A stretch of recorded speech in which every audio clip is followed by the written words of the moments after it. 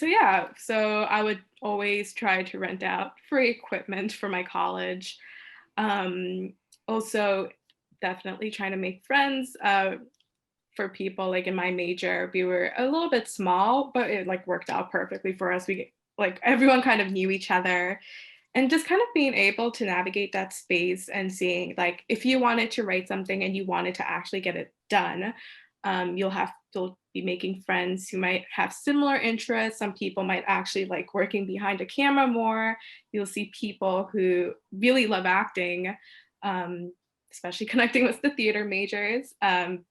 Just really like I know personally for me, I was super shy and I'm still very shy. So kind of getting myself to open up and just ask. It's so important. People It's will say fun. no. Yeah, it's hard. It's definitely hard. I couldn't like even when I was in middle school, I was like, I could not imagine myself just straight up going up to someone and being like, hey, weird question, but are you free this weekend? Do you want to make something? Like it's fine. Like the worst they can say is no, and then you'll move on. So Right. always keeping that kind of like those thoughts in mind, like it'll be okay. Yeah, yeah, absolutely. I'm much older and I still don't feel comfortable doing that, but I feel like when you have a cause, you kind of Di is agreeing. You too, Daya. I think when you kind of have a cause, hey Tanshia, how are you? When you can kind of get behind it more easily than when like if you feel like, oh, I'm just promoting myself. I feel like that's also part of the reason why I never saw myself into arts at first. I was like, I thought you have to be like an extrovert. You have to feel comfortable talking Yeah. to folks. That's the stuff I see on TV. Like everyone had these big, bold personalities, and if they needed something and wanted something, they could just get it. Yeah. So that scared me always. But people are they really love making art, and you'd be surprised. Even in my experiences, if I post like I need some folks, like I'm always using my social media, which is great to have these days. You'll even have like total strangers sometimes like messaging you and be like, hey, I also really love doing this or that. And that's great. Just putting yourself out there, and eventually someone's going to say yes. You'll make a new friend, and you'll be building your connections and your network. And that's pretty much how it almost Like always works us. out. Yeah, exactly, exactly. So anyway, yes. So how did you decide on Barnard? So I went to Bronx Science, polar opposite of what I ended up doing with my life. Hence why you were into neuroscience. Yeah, yeah. So it was a very. I feel like science was like a lot of like what I always knew. So I wanted to play it safe for myself. But then going to Bronx Science, I know it has science in the name, but I really do think they have courses in like everything. Like I did a lot of humanities related stuff. I was literally the president of my school's Harry Potter club. Like that's how much of a nerd I was, and I'll own it. But there were definitely opportunities there that I think shaped my interest in the humanities as well, and how that connects with science. I think that intersection is super important. And it also made me feel a bit more confident working with equipment. That would always scare me, but also labs were scary, and you have to get very hands on. So getting the confidence for that, I felt was super relevant. Um, I chose Barnard because I guess for more context, I was super close to my middle school. We were super small, and I felt like I knew everyone. And Bronx transitioning to Bronx Science, where it's huge. Like I think my graduating class there was like already bigger than like my school at Barnard. Yeah, yeah. So I really wanted to go back to kind of like a smaller community. Um, Wanted to go to a women's college. Actually a lot of my mother and her cousins, her sister were actually they went to women's schools. And there was always like a kinship there that I was really curious about. I also really wanted to stay in the city. I was like kind of nervous about moving out Understand. soon. So I thought all factors considered, Barnard was like my number one choice, and thankfully they had me. And yeah, and I just had this great opportunity where their courses that they'd make you take was like no matter what you're going to study, you have to take like a bunch of humanities stuff, you have to take science stuff. So, and it's super helpful because it helps you decide what you actually want to do with your life.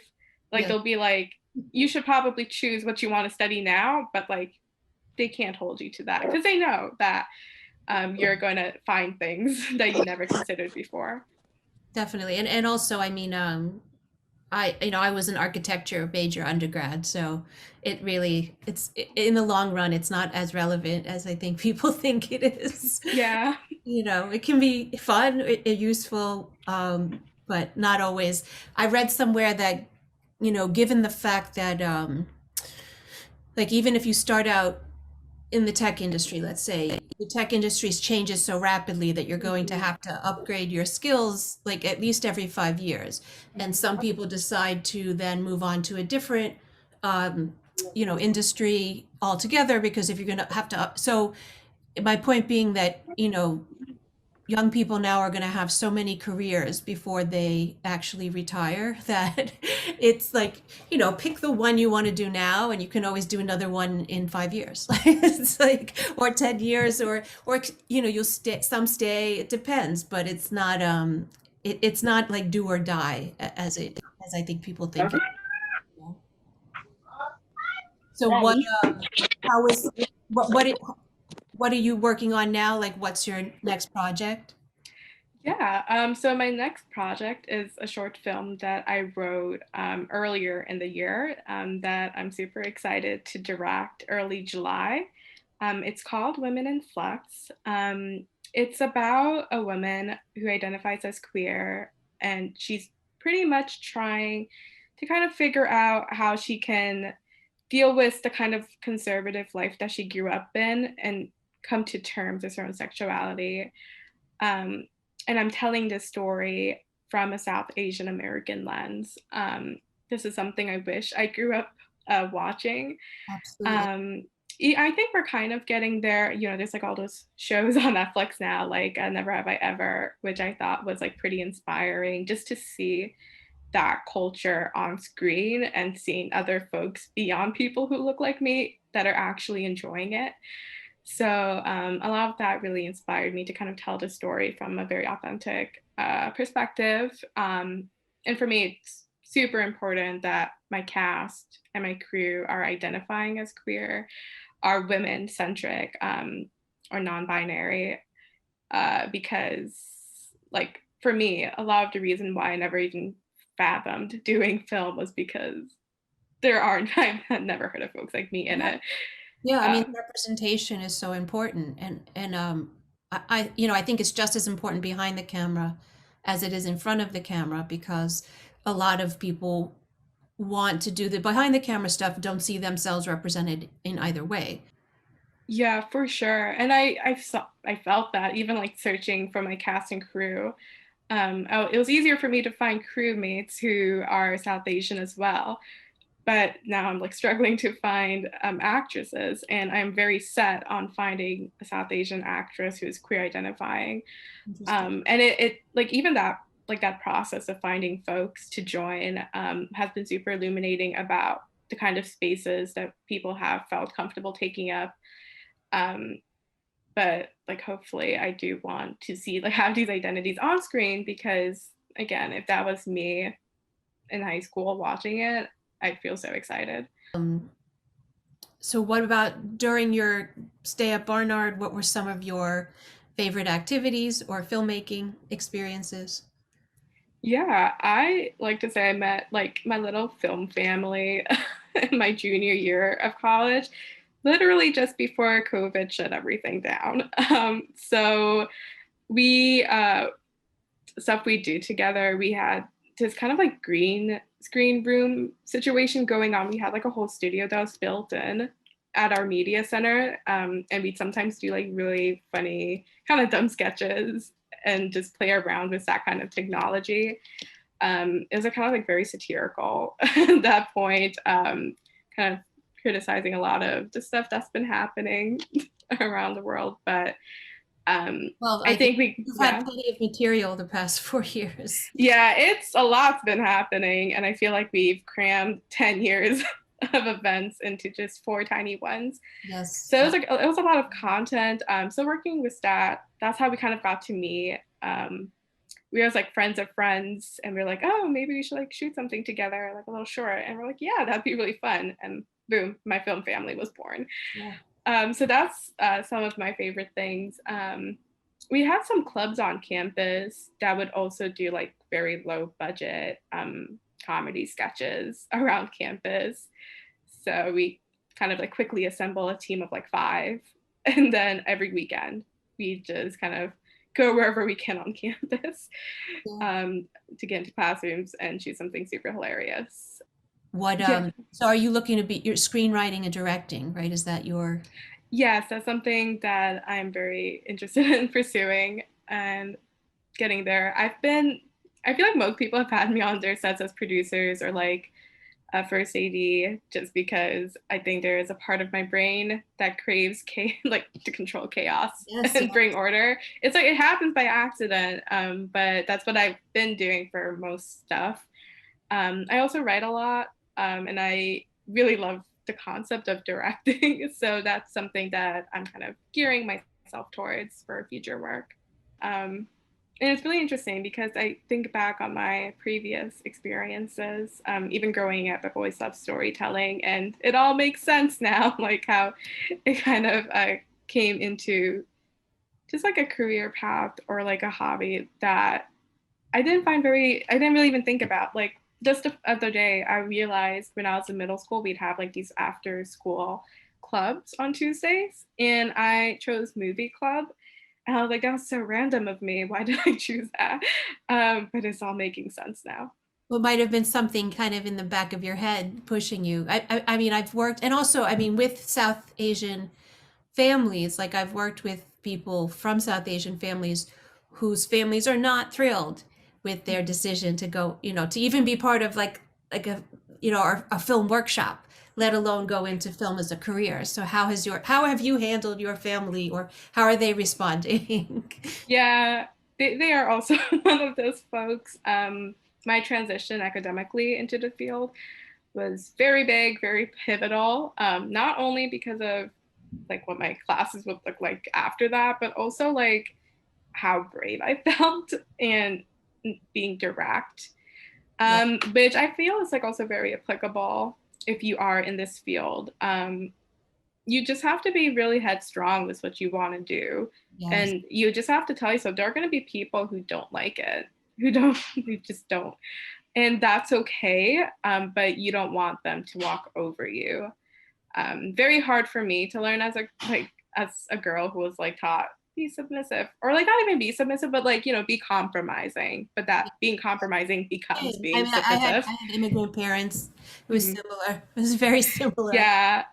So also another reason why I went to Barnard, just kind of gaining that confidence. I've had friends of friends who told me about their experiences, and I've seen it. Like I've seen how they've grown as individuals. So yeah, like my parents weren't always thrilled, but they're definitely a lot more interested now. And like even sometimes I see my dad picking up the camera and doing really fun things with it. So I do think there's like a generational aspect, like maybe they grew up with their parents being like, don't do this. Yeah. But that curiosity is really important. And I think breaking the cycle is pretty brave if you choose to do so. Absolutely. Don't let others get in your way, Tanshia says. Yes. It's hard though. It's hard to go up against your entire family, especially when like the society that gave them that mindset is still perpetrating that mindset.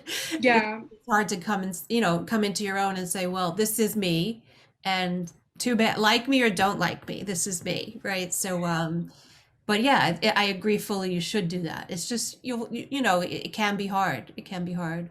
Don't let others get in your head, because at the end, it's your life. That is very true. Sometimes Very you should be so true. writing like Hallmark cards, or like those quotes for like, you ever see on TikTok they do those like kind of sarcastic like quotes from like kids, but yours would actually be like inspiring. So Yeah, that quote, like like that idea, I had to keep repeating that to myself my last few years of college. this like the like whatever you choose to do, you're gonna live with it. So you can't possibly let your family control that because you're gonna be stuck with it. It'll be a lot harder to kind of go turn 180 like so many years down the line. Tanshia says she gives daily inspirational quotes. Well, I could see Oh, that. I love that. Yeah, no, that's so true because I think a lot of people make themselves sick because they try to conform to what others, usually family, society expects, and then not true themselves. And then eventually that becomes unbearable, right? You may be able to do it for 20 years, let's say. But after that point, you're going to start to really break apart and be like, no, like, why is who I am not good enough? Like, why must I subvert who I am and be something else? You know, like it just doesn't, it messes with your mental health after a while. You have to just be who you are. Um, I guess I just really want to say I really love that this workshop exists. I think it's so important, and like even for me, I just never really even like I did like that thought that people are making movies this young never entered my mind ever, and I'm not even that old. Like it wasn't even too long ago, and the fact that these programs exist, I'm super grateful. Um, and I'm really excited for kind of like the new filmmakers that are going to feel confident in this space. Like for me right now, Definitely. um, like I just kind of end up working with a lot of people who are white, and that's just that's just my life right now. But as I meet more people who are folks of color, um, like I see they're like mostly from like they're like freshmen right now. They're like sophomores, even at my college, which gets me super excited. I'm just like, keep Yeah. in touch. Yeah, no, it needs to change and quickly. Like I'm so tired. I mean, even as a white person, I'm tired of seeing white people. And that's why like I try to support people of color and women and disabled people and LGBTQ because I want the voices that haven't been heard to be heard, and I'm tired of the same old voices, quite frankly. So that's why I grabbed you when I saw you. I was like, come talk to my kids because they have to see that filmmakers can be them as well. Um, and that's really important. Dahlia asked, if you had a choice, would you rather only be able to act or only be able to write? Have you ever acted? Let's ask that first. I've never acted, so the answer is pretty easy for me. I have been told I should try acting though, which I don't know if my friends say because they're being funny or Well, if wait, they mean it. you've never been dragged into someone's student film? Because I don't act at all, but I've been dragged into films. I have not been dragged yet. Oh my goodness. um, but it's because I'm so firm and saying like I will do anything else but act on camera. That's I think that was like my biggest challenge in college. When I was debating if I wanted to study film studies, I was like, am I even meant to be here? Like, I have zero connections. No, no, totally, totally. And likewise, and that's part of the reason why I started these workshops is because I wanted people to make connections with people in the industry who might not necessarily have those connections through their families, right? Because I found that everybody I went to school with had so many family connections, like they barely even needed school. Like school was just something they had to do to kind of have it on their resume. But truly they were going to get that job out of, at that age anyway, whether they went to college or not, right? Whereas I was like fighting for every experience and every opportunity. So yeah, and even coming out of college, I don't know if you've had this experience, but when I interviewed, a lot of the places I interviewed right away, well, what do your parents do? And I was like, how does that, like, how is this relevant to me working here? Or I literally had someone say to me at an advertising agency job I applied for, so, working class queens goes to Harvard, do tell. And I was like, what? Like, it's like those microaggressions where you're like, something doesn't sit right the way you said that. I don't know what it is yet. Job interview. So you're like, no, that's not even remotely acceptable here, right? Anyway, I've taken us completely off topic, as I usually do, but Thank you so much for joining us. Very, very grateful to have been here and to meet some of y'all folks. I feel like we all have like a very shared experience growing up in a lot of the same systems. And I just want to let y'all know that if this is something you really want to do, I truly believe you can, and you're gonna love it. Yeah, It's all about passion at this point, and don't let anyone tell you that this isn't your space, because it is.